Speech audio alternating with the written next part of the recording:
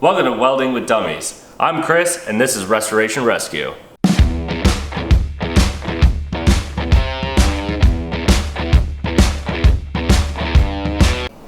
Alright guys, so welcome back. Last week we were able to get the cab into the garage. So this week what we're going to be doing is we're going to roll this thing onto its back off of the nice jig that my dad built us. To look at the bottom of these frame rails right here, because there's a rust hole back here where the cab mount is. So we have a bunch of panels from LMC trucks that we ordered and they've come in. We are waiting on brake lines so that we get some parts to do the brake lines. We'll do that in a couple weeks.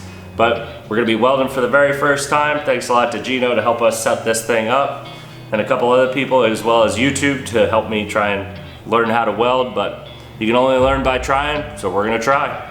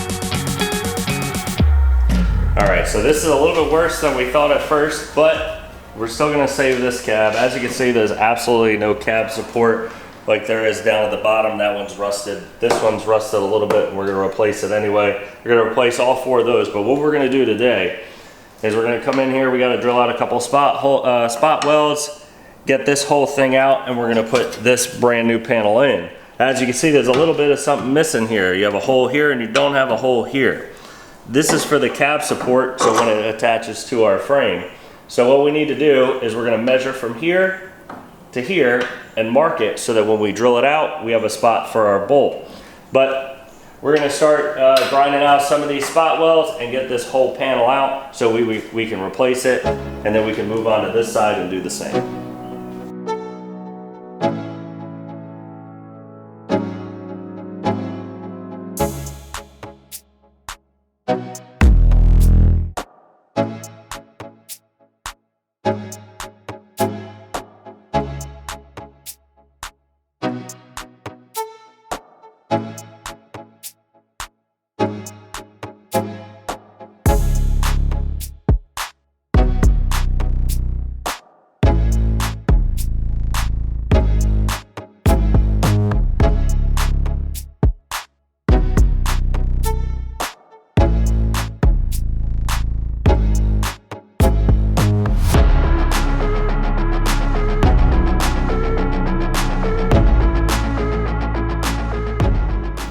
So as you can see, we have gotten this piece off. There are a lot of spot welds. It's a little bit of a guessing game. One thing that helps too is when you grind it down on the outside, sometimes there's an indentation like there was here.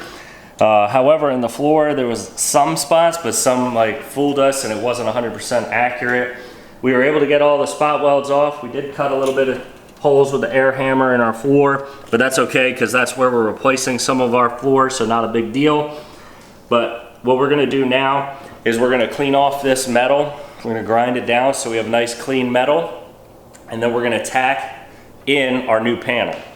But as you can see here, we're totally missing a piece, and down here that piece is pretty much shot. So we have this one here, this goes up here, and it will go like this. But what we're going to do is we're going to come back when we have this thing down and take care of it from the top, because our floor will be missing, as well as our rockers will be able to line it up right.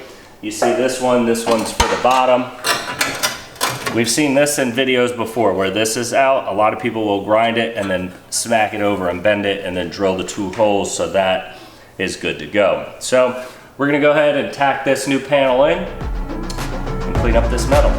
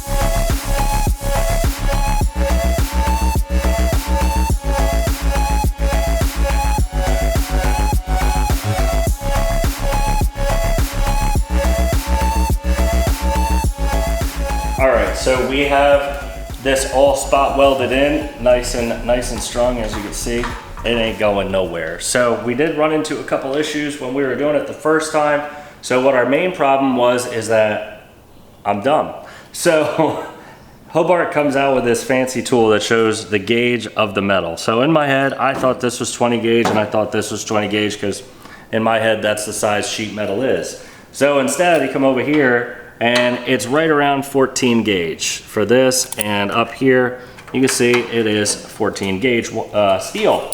So we're using 0.24 wire. We're gonna come over here and take a look at this over here. So when we first started, like I said, I thought it was around 20 gauge, so I was right in here with my 2.4 wire on about 2 and 25 on the wire speed. But we come over here and see that there's nothing for 14, so we kind of split the middle between 16 and 11 gauge metal of thickness. So we went with a 4 and 60, as you can see up here with our gauges. We are shooting with 75-25 argon gas. We got that in. We're not going to tack weld it into the floor because there's not really much floor left.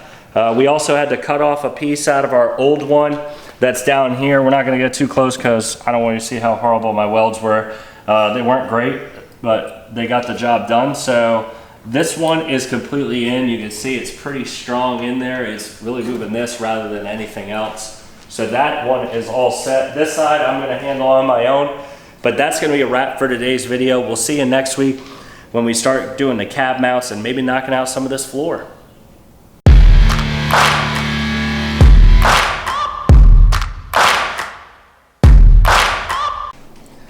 Hey guys, this is